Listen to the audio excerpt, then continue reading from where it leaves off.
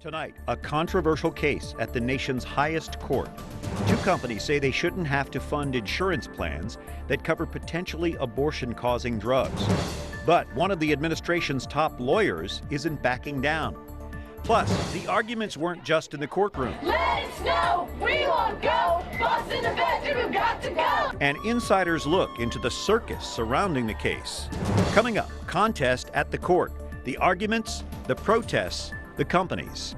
This is EWTN News Nightly for Tuesday, March 25th, 2014.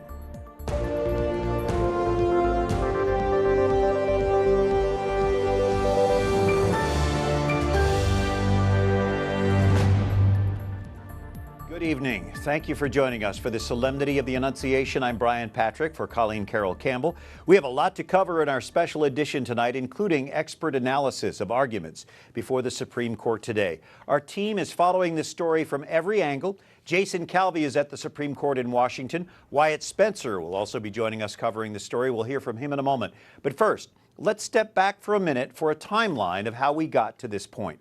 4 years ago, in March 2010, President Obama signed the Affordable Care Act into law. Later, in July of 2011, an organization called the Institute of Medicine made recommendations about how to implement Obamacare. One of those recommendations was increased access to contraception for women. Here is President Obama's reaction to that recommendation that he made in February of 2012. And we know that the overall cost of health care is lower when women have access to contraceptive services. We decided to follow the judgment of the nation's leading medical experts and make sure that free preventive care includes access to free contraceptive care.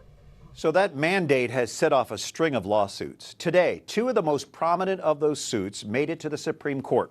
Lawyers for Hobby Lobby and for Conestoga Wood Specialties spent 90 minutes in the High Court this morning. Our Jason Calvi was there today for the arguments. Jason, explain what went on there this morning. Well, Brian, it's not like the lawyers for both sides stand there reading a script. They usually begin that way, but then they're peppered and hammered with questions with the Supreme Court justices. Both of the two parties, both Conestoga Wood and Hobby Lobby, had one lawyer. They were argued for 45 minutes. On the other side, the Obama administration's Solicitor General had 45 minutes to argue his case. There's a couple main questions that were asked today. First, do for-profit companies like Hobby Lobby and Conestoga Wood have a right to religious freedom? And another question that was asked is, does the Obama administration have a compelling, a strong reason to force the owners of those companies to violate their faith? Now, after the oral arguments, we heard from owners of both companies and those who support the birth control mandate. We believe that Americans don't lose their religious freedom when they open a family business. We were encouraged by today's arguments. We never thought we'd see a day when the government would tell our family we could no longer run our business in a way that affirmed the sanctity of human life, when the government would actually force us to be complicit to the potential destruction of human life. If the court goes the way that Hobby Lobby and Conestoga are asking them, this would be the first time that a benefit for employees would be extinguished by its employer. Religious freedom gives us our right to beliefs, but it doesn't give us our right to impose them on others. Jason, so how soon could the Supreme Court come back with its decision then?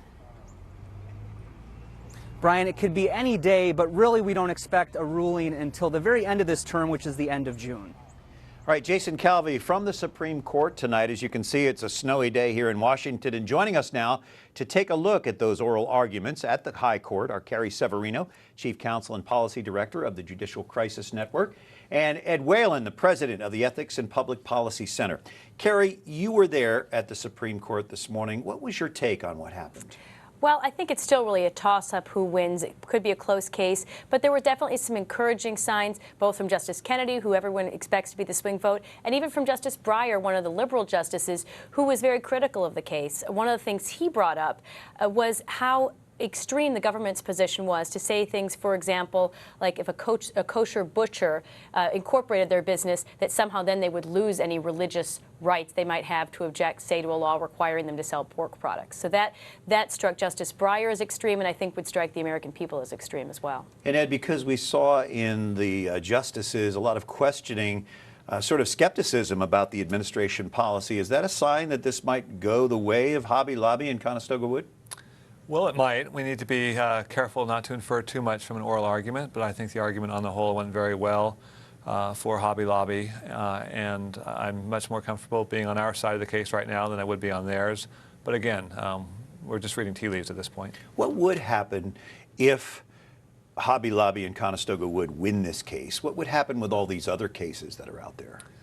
Well, there are basically two rounds of cases. There are all the cases brought by for-profit companies, closely held companies and their owners, like the Hobby Lobby and Conestoga Wood cases. And then there's a second wave of cases brought by religious nonprofits. As to other cases brought by for-profit corporations, I think if Hobby Lobby wins, it's very likely that all those other companies would have a path to victory and they would win as well. What a victory would mean for the religious nonprofits really depends on how the court writes the opinion. One can see a certain path that would be very beneficial. I think it's more likely that a victory would still leave things very unclear for Little Sisters of the Poor, Notre Dame, and the other religious nonprofits. EWTN among them. Yes. And Justice Sotomayor, she addressed some questions. She raised some issues. How does a company practice religion? How do you test the sincerity of religion? You heard that. What do you make of that? Well, corporations can have a lot of other roles. We can have corporations that have First Amendment rights, like the New York Times is a corporation.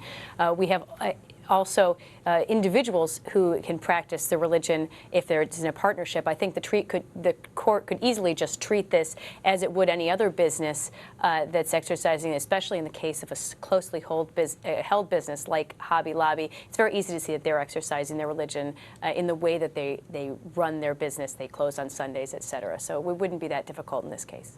And why not just pay the fines to keep your conscience clear? That is an argument that keeps coming up. Well, the fines are massive, crippling fines. There are basically two different regimes of fines depending which way the company would go. But for Hobby Lobby, one set of fines would be some $26 million a year. The other, I think, would be over $300 million a year. So it's very, very costly. And the companies rightly are invoking their rights under the Religious Freedom Restoration Act, where Congress basically said, no, you can't make companies, or you can't make people violate their religious consciences without having a compelling reason and without doing so through the least restrictive means possible. And it's not really a matter of money so much, is it? No, I mean, the court has found even a fine of $5 is not allowed under the Constitution, because if the government fines you for practicing your religion, you don't really have a freedom of religion. So what happens if Hobby Lobby and Conestoga Wood Specialties lose this case? Well, loss would be, I think, very, very damaging to religious liberty. Again, some of it would depend on the grounds on which they lost. The Obama administration is making some very extreme arguments. I think that came out in the oral argument today. But if, for example, the court were to hold that businesses have no religious liberty rights, or that incorporated businesses have none, that would mean that a kosher deli could be required to sell pork. More realistically, in terms of what would likely ensue, it could mean that, say, an incorporated OBGYN business could be required to perform abortions, and there'd be no religious liberty claim at all against such a requirement. I'm sure this discussion is going to continue for some time. Ed Whalen and Carrie Severino, thanks for joining us tonight. Thank you, Brian. Well, as you might expect, with a controversial case like this one, there were protesters, plenty of them on both sides of the issue. Wyatt Spencer covers that part of the story tonight. What kind of power? People power! They braved the snow, armed with sleeping bags, blankets, and coffee. Protesters for and against the HHS mandate filled the sidewalks outside of the Supreme Court. Real healthcare respects life. Well, this is an issue that affects all Americans, and especially for me as a father of 6 daughters, you know, women's well-being is very important to me. And I'm really offended by what the HHS mandate, you know, requiring employers to provide contraceptives and abortion-inducing drugs, says to my daughters. Eric Scheidler with the Pro-Life Action League is one of many who says the mandate violates their religious freedom. Others in favor of the mandate disagree. They have access to health insurance that is not given to them for free. It's not sort of gifted to them by their employer. Plus, it's their doctor that is prescribing an important medication. But whether they agree or disagree, protesters made their presence known. Here at the corner of First Street in East Capitol, we found hundreds of people from all over America. Some have been waiting in line for hours, other people waiting in line for days just to listen into the Supreme Court for a few minutes. for us to get the motivation to actually come on in so early was just to have the experience to go on in, see how things work, and just to say that, you know, we were part of this.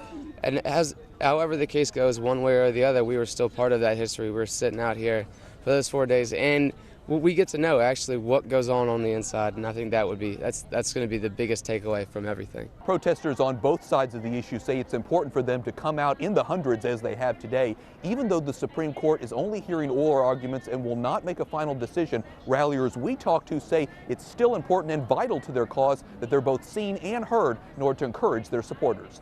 In Washington, Wyatt Spencer, EWTN News Nightly. All right, thank you, Wyatt. An interesting day here in Washington, not to mention the spring snow adding to that. We should also mention that EWTN, along with Alabama's Attorney General, has a suit pending defended by some of the same lawyers in the Hobby Lobby case. EWTN CEO Michael Warsaw released this statement, calling today's case, quote, a critical moment in the fight to stop the government's unconscionable HHS mandate. But there are other stories our EWTN News Nightly team has been covering in today's world. There is a new twist in the mystery of the missing Malaysia airliner. Leaders in Malaysia now say satellite information shows that Flight 370 plunged into a remote area of the southern Indian Ocean, but many are still skeptical tonight. Chinese officials are demanding the satellite data. Earlier, protesters marched toward the Malaysian embassy in China for a demonstration. Right now, President Obama is in the Netherlands for a two-day nuclear summit. It's one of several stops across the globe. In just a couple of days, he'll meet with Pope Francis at the Vatican. A senior White House official says the president is excited for his first meeting with the new pope.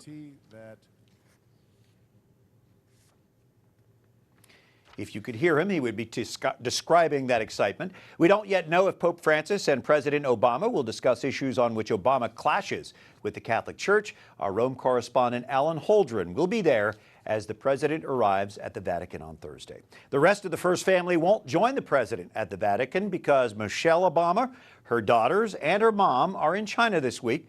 The First Lady told students in rural parts of China to get a good education and aim high, even if they don't come from a prestigious background. She also addressed free expression and freedom of religion. Well, life is beginning to return to normal at the world's largest naval base after a deadly shooting. A civilian came aboard a Navy destroyer at the Norfolk Naval Station. We're told he grabbed a sailor's weapon and used it to kill the sailor. The suspect was shot and killed by naval security forces. The Navy is making counselors available to help in the aftermath of those shootings. There is an intense search underway in Washington state tonight for survivors of a mudslide. We're still not certain how many people are missing after Saturday morning slide in a rural area 55 miles from Seattle. At least 14 are confirmed dead and dozens of others are unaccounted for. Witnesses say the mudslide measured a square mile and was 15 feet deep in some places. President Obama is asking for prayers for the victims and their families. Coming up, we go to the Vatican for the latest on the Pope's new commission to fight clerical sex abuse. And later on, more evidence Pope Francis will be coming to America in 2015. We'll show you what's going on in Rome this week to hopefully make that happen.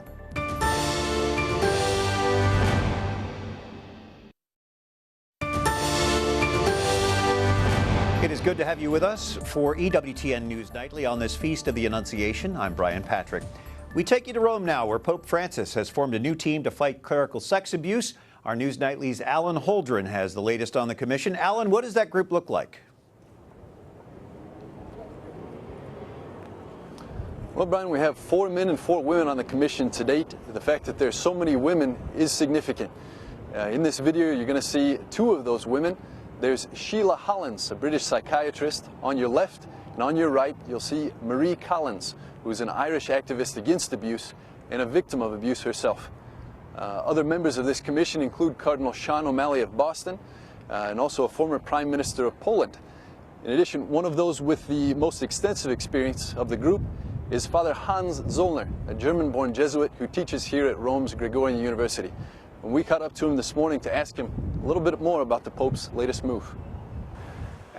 What people realize is that we can't talk about sexual abuse committed by priests and other members of the church without listening to the victims. So it's a clear statement that The Church is committed to that unwavering interest and policy to listen to victims, to put victims first. Then you see that it is a global approach. It's not only commitment to one country or to one continent. We have to spread out what Europeans and Northern Americans have learned in the last decades in terms of prevention work, in terms of setting up safe environments for children and youth in general. So I think there is a big opportunity here. So Father Zollner told me this morning as well that their first meetings will come after the canonizations at the end of April, so they're shooting for the beginning of May for everyone to come together and begin speaking about the issue.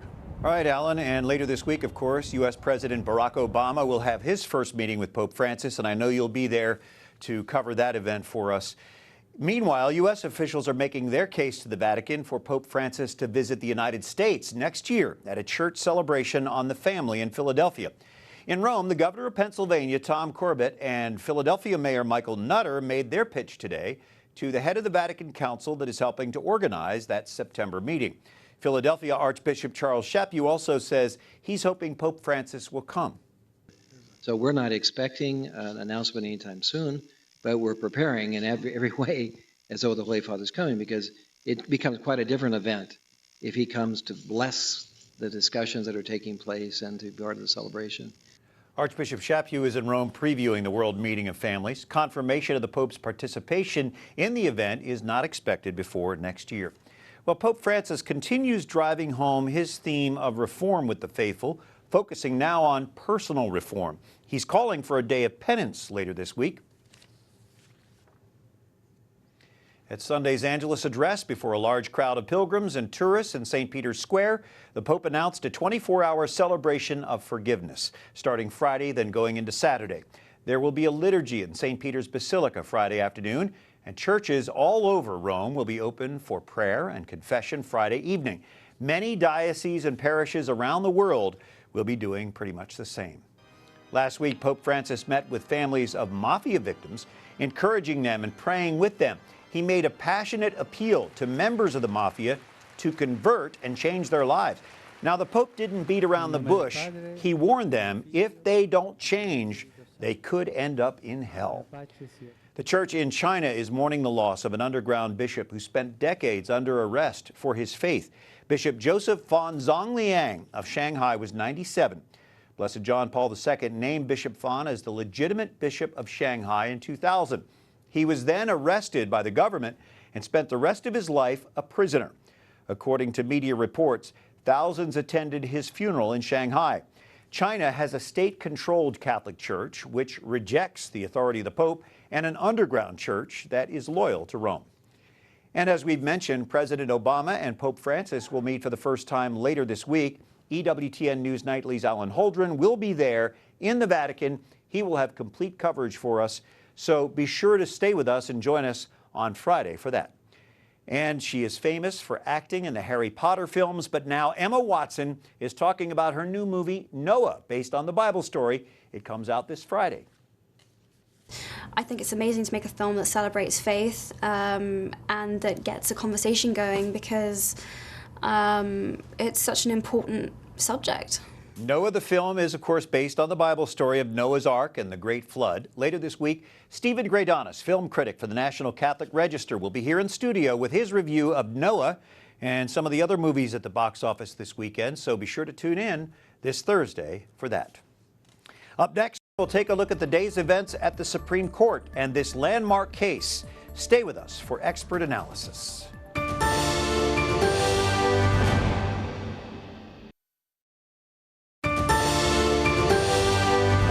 We come back to Washington now, the Supreme Court case today. Joining us to look more at that, Ashley McGuire of the Catholic Association and Stephen White of the Ethics and Public Policy Center. Ashley, what's at stake here?